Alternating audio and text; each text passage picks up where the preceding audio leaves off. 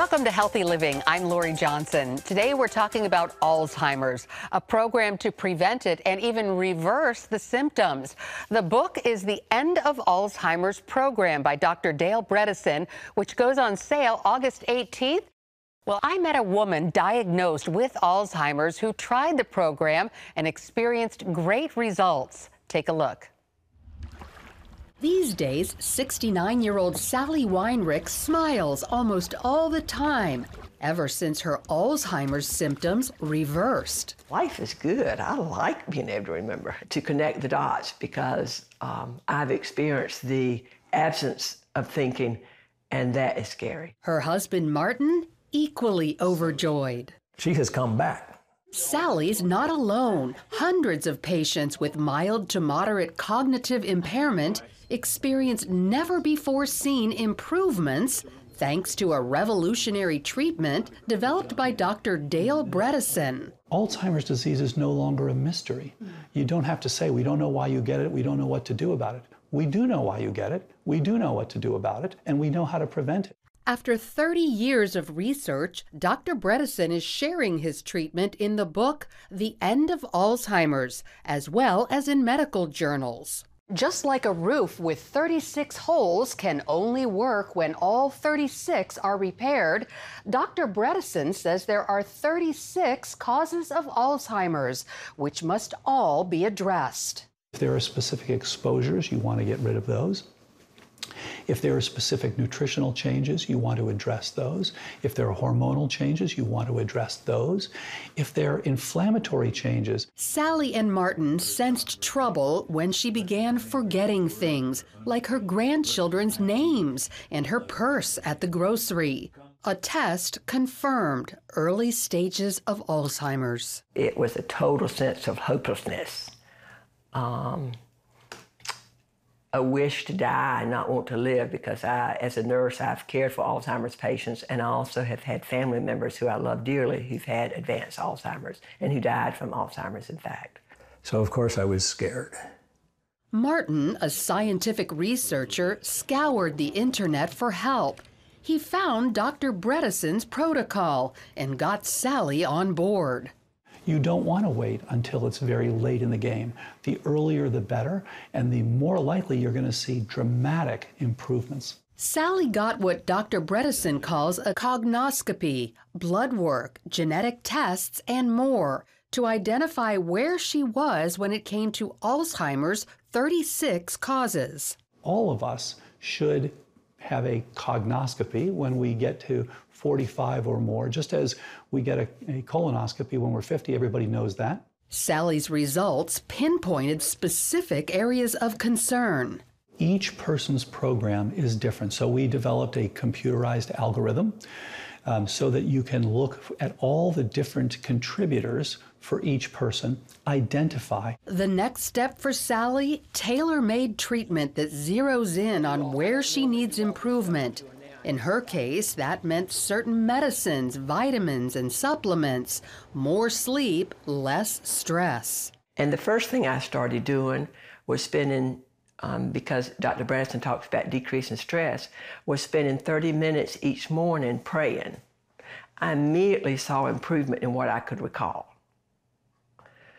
Next thing I did was increase my exercise. I immediately saw improvement in my thinking. Sally eats a mildly ketogenic diet as part of her treatment.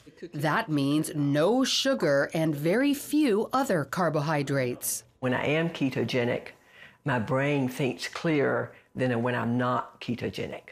Sally eliminated exposure to certain toxins like mold and pesticides, addressed hidden infections in her body, and much more. I have not gone to town and forgotten my pocketbook since I've started this program. Hallelujah, because I need my credit card. It takes typically 3 to 6 months, but we see unprecedented improvements in their scores, in their ability to go back to work, interact with their families, increases in their hippocampal volumes, things like that. When it comes to sustainability, Dr. Bredesen says people who have been on the program for 5 years now are still mentally fit. So while genetics mean an estimated 75 million Americans are predisposed to Alzheimer's, like Sally Weinrich, Dr. Dale Bredesen says they no longer have to fear being tested because now there's something they can do about it. The fear is pretty much gone. The doubt is pretty much gone. And that's the real Sally. That's who God and Dale Bredesen have given back to me. Joining me now is Dr. Dale Bredesen. Great to see you again, Dr. Bredesen. Thanks for being here. Thanks so much for having me, Lori. Well, this new book, The End of Alzheimer's Program, is a follow-up to your best-selling book, The End of Alzheimer's. What's different about this new book from the first one? Yeah, this is actually completely different in that the first one was a conceptual book. It's about here's how the science works. Here's why for the first time we can actually have an impact on cognitive decline. Here are the things to look at, et cetera. A lot of people after that asked, okay, what about details? Where do we go? What are the URLs? What do we buy? What do we look at? What are the workarounds if things aren't working, et cetera? And so actually I'm enthusiastic about this because we did something very different. We brought in, there are three of us, one person who is a daily user, Julie G., who has done very, very well and is herself ApoE44, which is the highest risk for Alzheimer's, and has done now 8 years on the program, doing very, very well, along with my wife, Dr. Aida Lasheen Bredesen, who is a clinician, and then, of course, the science. So we have a scientist, a clinician, and a daily user. And that really gives you a real-world view and a practical view of what can be done and what are the workarounds and what are the things that are the most crucial.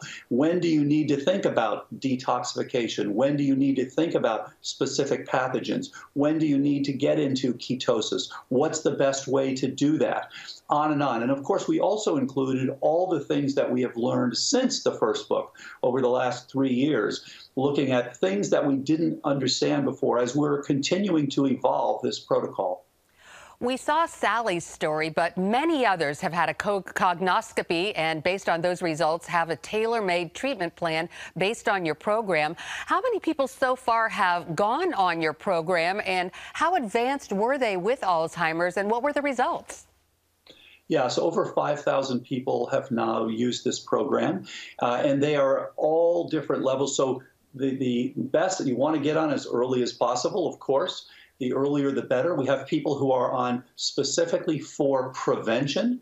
And then, so in those people, we want to have a cognoscopy, specifically blood tests, evaluation of your cognitive status, and then if you have symptoms, an MRI with volumetrics. And if you don't have symptoms, you don't need to have that.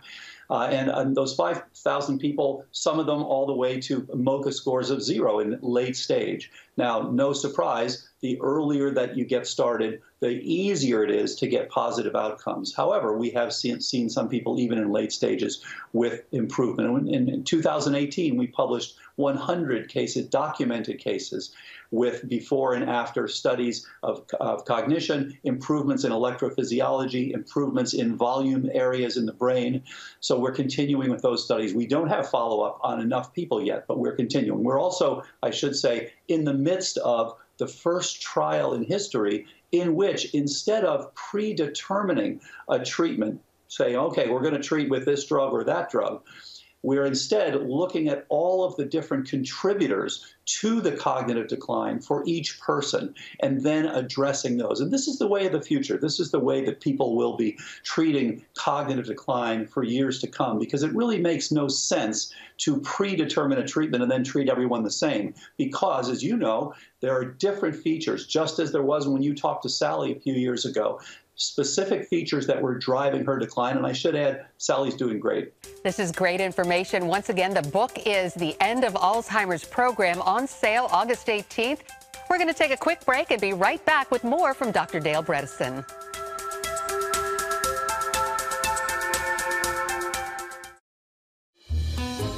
Daddy? Yeah, buddy. How many nickels are in a dollar? There are 20 nickels in a dollar. How do birds fly? Does milk really make my bones stronger? Yeah. Daddy, when we die, will we go to heaven? Do you have the answer to life's biggest question? Call the 700 Club. We'll help you find answers to the important questions life brings your way. Watch breaking news, in-depth exclusive stories and programs from health to entertainment you won't find anywhere else. The CBN News Channel, a perspective you can trust. Enjoy credible news reporting from around the world. Discover inspiring programs and stories of hope, all in one place from a Christian perspective. The CBN News Channel, a perspective you can trust. To watch the CBN News Channel, download the app or visit cbnnewschannel.com. Hello, I'm Dr. David Perlmutter, board-certified neurologist and #1 New York Times bestselling author. Wouldn't it be great to boost your energy, eliminate brain fog, and even reverse brain disease? Well, you can, and I'm going to show you how, along with some of the world's most well-respected brain experts, in this DVD, Protect Your Brain. Get Protect Your Brain, a free DVD only from the Christian Broadcasting Network, featuring experts on the cutting edge of neuroscience and brain health. No matter how many times you've failed in the past, you really can do this. In Protect Your Brain, you'll discover simple strategies to keep your brain young and healthy. Improve your memory. Discover the gut-brain connection. In Protect Your Brain. Get your free copy at cbn.com or call 1-800-700-7000. If you want to improve the quality of your life, get the DVD Protect Your Brain and get it today. We're back with Dr. Dale Bredesen. The book is The End of Alzheimer's Program. Well, I'm sure a lot of people would love to try the program. The first step is getting a cognoscopy. How does one do that? And why is it important to get one as early as possible before you even have symptoms? Yeah, because prevention is the way to go. You really don't want, when someone develops Alzheimer's disease, that's been shown repeatedly, there are about 20 years preceding that in which the underlying pathophysiology is occurring. And, people are noticing, oh, there might be a little senior moment here, or I might have forgotten this, but they kind of forget about it. And in fact, it's important to understand that. So you want to get in as early as possible. So we recommend that everyone who is 45 years of age or older consider getting a cognoscopy, and especially for anyone who has any Alzheimer's disease or dementia of any sort in their family, to get checked out early and get on prevention. That's going to be the best for you. Why is insulin resistance such a problem when it comes to cognition? And can you describe why a daily fast is so important, including no food 3 hours before bedtime? Yes, this is a great point, Lori. So there are about 80 million Americans who have insulin resistance, and most of us don't know it if we have it, unless we actually bother to check. So insulin turns out to be absolutely critical, and insulin resistance is associated with Alzheimer's risk going way up. The reason for that is because as we eat, we're eating diets that are often not the diets that we are designed to eat. In fact, our bodies don't do particularly well with some of the processed foods we eat and some of the high carbohydrate, especially high simple carbohydrate. Our bodies can handle about 15 grams or 20 grams of sugar per day. Many of us are eating 80 grams of sugar per day. So what happens with that is your sugar goes up. Sugar is actually relatively toxic to your body because the sugar molecules stick to many proteins, just like remoras on a shark. These things stick to these proteins, and what they do is they change the function of the protein, and they change the fact that the protein now becomes inflammatory. Your body recognizes this as a different protein. So you now have inflammation, which is a risk factor for Alzheimer's, and now you also develop insulin resistance. You can actually measure the chemical change in the neurons where the insulin, which is normally very supportive of these neurons, it's a so-called growth factor. It helps you to support your neuronal network. Now it is failing in its support. It's a little bit like runaway inflation. So whereas, you've got $5 at one point and it can do a lot, now $5 does virtually nothing. And that's the same situation with insulin in your brain. You are now resistant to it. And so now, in fact, you are at increased risk for loss. So now what we want to do is bring back this insulin sensitivity. And part of bringing that back, in fact, is the fasting that you mentioned. Fasting has turned out to be remarkable. And of course, this goes back to why so many people did it in the past. It improves blood pressure. It improves your insulin sensitivity. It lowers your risk for Alzheimer's. It slows the aging process. So all of these things are helpful. Now, again, be careful. If you're very thin, you don't have fat to burn, you've got to be careful about how much fasting you're doing. But in general, what we recommend is people do at least 12 hours.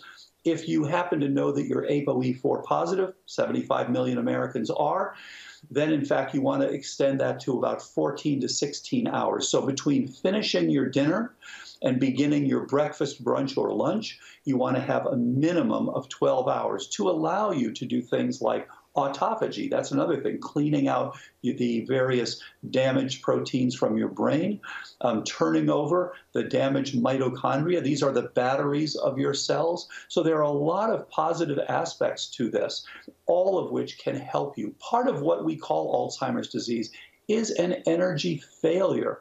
And so we're trying to improve that. Part of this also is helping to drive you into ketosis. And what do the ketones do? They enter your brain and serve as energy for your neurons.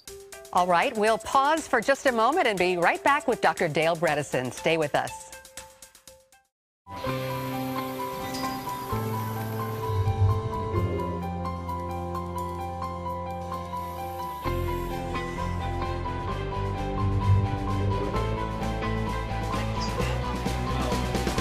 I am Regent's first ROTC graduate student.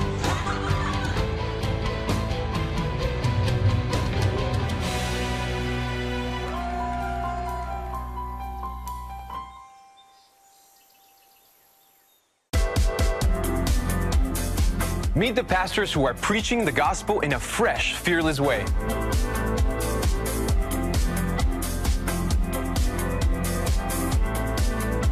I'm Roberto Torres-Cedillo. Join me each week for Next Gen Voices.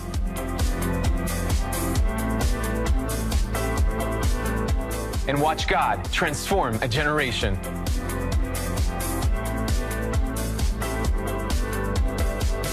How'd you like to get a redo on your health, on your body, on your arteries, so you could have the energy you had 20 years ago? The great news is you can. I'm Dr. Mike Roizen, chair of the Wellness Institute at the Cleveland Clinic. I've written 4 New York Times bestsellers. But even better than having to read all that, you can listen to this DVD and watch it. Protect your heart? Yes, you can. Here's how. Go to CBN.com or call 1-800-700-7000 for your free copy of Protect Your Heart. Let the medical experts show you their new discoveries on how to avoid heart disease and even reverse it. Easy steps to uncover the hidden dangers in your medicine cabinet, reduce stress, and get a complete do-over for your health. Call 1-800-700-7000. That's 1-800-700-7000. Or go to CBN.com to claim your free copy of Protect Your Heart.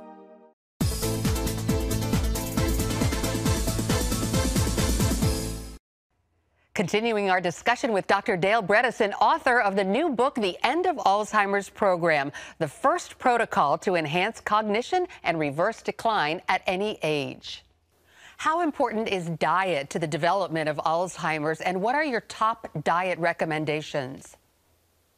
So diet's surprising to me, as I trained in a classical medical school and was taught that it's all about taking a drug, and the fact that diet wasn't a big player in things like Alzheimer's disease, and that's turned out to be incorrect. So getting on the right diet, which is a plant-rich, high fiber, turns out to be very helpful for glycemic load and for detoxification, for your microbiome, on and on. It's becoming more and more clear what Alzheimer's actually represents. And it represents a response that your body is trying to make to fight various insults, including metabolic insults from the wrong food, including specific pathogens, things like P. gingivalis from your mouth, various molds from sinusitis, Borrelia that you can get from ticks. So what used to be called a disease where we have no idea what causes it, we now know that there are many different contributors, and you actually have to look at those. Well, you talked just briefly about infections and toxins. Can you drill down a little bit on that? Regarding toxins, I was really sorry to see that a lot of these artificial fragrances can also cause Alzheimer's. And we're talking about things like perfumes and those wonderful scented candles. Unfortunately, and especially some of these candles made from standard petroleum-based wax, are quite toxic, and they give off a number of things such as toluene and benzene that are quite toxic. So what we found is that there are 3 types of toxins, 3 groups of toxins, as I mentioned in the new book. One is the metals. Things like mercury turn out to be very important. And then other inorganic chemicals. Of course, air pollution. There's been a lot written in the last 2 years about air pollution, and it's increasing your risk for dementia. Then the second group is organic toxins, and I just mentioned the toluene and the benzene and glyphosate and formaldehyde and all of these toxic things that we are exposed to. You mentioned some of the fragrances. There's a wonderful little app called Think Dirty that'll help tell you about which fragrances are okay and which fragrances are not okay. There are all sorts of things, as you know, that are coming out that are organic, that are actually less concerning than some of the old-fashioned things that can put you at risk. And you mentioned the candles. Absolutely. Unfortunately, if you're going to be burning candles all the time, please think about beeswax, something that's a little bit less toxic. And then the third group is biotoxins. And in fact, there are various species, such as different molds, especially 5 different groups of molds, such as Stachybotrys and Penicillium and Aspergillus. These things actually are fighting for their own survival, and what they do is produce toxins. That's, of course, where we get penicillin. The toxins are meant to kill the bacteria around them. So they're competing when bacteria grow faster than the molds, so the molds are trying to kill the bacteria. No surprise. Unfortunately, these things, some of them, are quite toxic to human brains, to human nervous systems, to human immune systems, and in fact can even increase risk for cancer and kidney failure. So it's actually a good idea, and the Environmental Protection Agency has come out with an excellent test called the ERMI score, E-R-M-I, which is the EPA Relative Mold Index. And you can get an idea of where you stand, whether your home, for example, has the wrong kinds of mold, the kinds that could actually put you at risk. And unfortunately, we're seeing a lot of this with people who have Alzheimer's, where initially nobody knows why, and then it turns out that they have a very high exposure to some of these critical mycotoxins. And as we detox those, in fact, they can now begin to get better. This is fascinating information. We'll take one more break and be right back with Dr. Dale Bredesen. When I came to Regent University, it's like the world opened up. I felt like I needed to advance my career and go back to school. Regent was a perfect fit for me. The Regent professors are world class. You are equipped. The focus of the faculty is on each individual student, whether it's online or in person. You become a part of Regent's family. You carry with you not just the content and the knowledge, but the confidence to understand that we can be significant in the world. Regent University. Follow your path.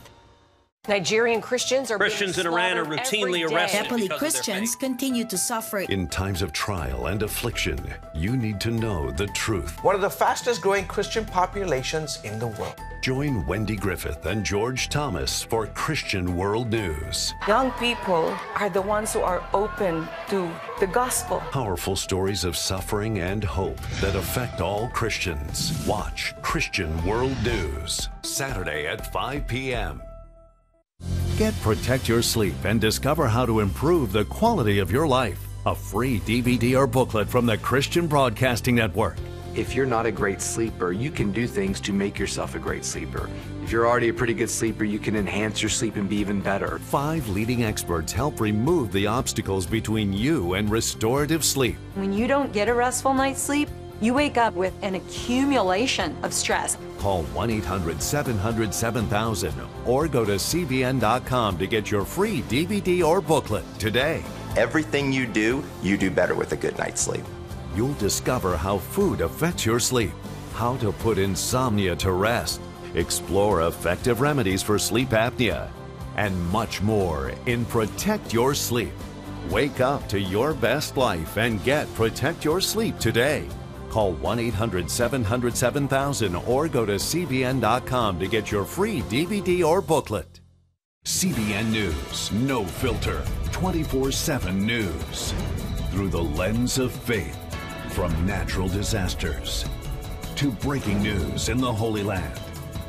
We have access to stars in entertainment and to top newsmakers. We are fighting for your freedoms. CBN News, because truth matters. Become a CBN News member today. Welcome back. We're talking about Alzheimer's prevention and reversal with Dr. Dale Bredesen. You mentioned tick bites. Could you elaborate on that a little bit? Absolutely. And so, as you know, several decades ago, Lyme disease was discovered, and it turned out that ticks, in fact, when they bite you, have many, many different pathogens. Now, not all ticks have this. In some areas, about half of the ticks will carry this. In others, it's lower than that. But if you happen to get bit, and it's typically the deer tick that's the problem one, not so much the dog tick. And these ticks can give you a number of different pathogens. They carry even dozens of different pathogens that can be injected into you when the tick bites you. And therefore, if you have a tick bite, it's important to get treated early on to make sure that you don't develop Lyme disease. So Lyme is the common one. It's the Borrelia burgdorferi that has been described years ago, and you can treat this with antibiotics. There are also non-antibiotic approaches because, of course, again, when you're giving antibiotics, you got to be careful about your gut microbiome. You're altering that. You want to, and that's a critical player in your health, as we're finding out more and more. But beyond that, we find that many people have co-infections, and it turns out to be over half of the people who develop Lyme disease also have a co-infection with other organisms from the tick. And it can be Babesia, which is actually a cousin of malaria. Again, this is a treatable illness, but people don't look for it sometimes. Bartonella is another one. Ehrlichia is another one. Anaplasma is another one. So there are a number of these. The good news is there are tests for these. You've got to do them. You've got to look for what is actually driving the cognitive decline or risk for cognitive decline, and then treat those for best outcomes. This is fantastic information. We're out of time. Is there anything else that you would like to add, Dr. Bredesen? Yeah, I would just encourage everyone, you know, we've all been told over the years there's nothing you can do to delay Alzheimer's or to prevent it or to reverse the cognitive decline. That is old thinking. We've got to all come into the 21st century together. Working together, we can make Alzheimer's a rare disease just as it should be. So I would encourage everyone, if you've got it in your family, let's stop it with that generation. If you don't have it in your family, let's make sure that you never get it in your family. Let's reduce the global burden of dementia. We can do this together. I love it to end on a positive, hopeful note like that. Once again, Dr. Bredesen, thank you so much for your work and for being with us today. Thank you very much, Lori.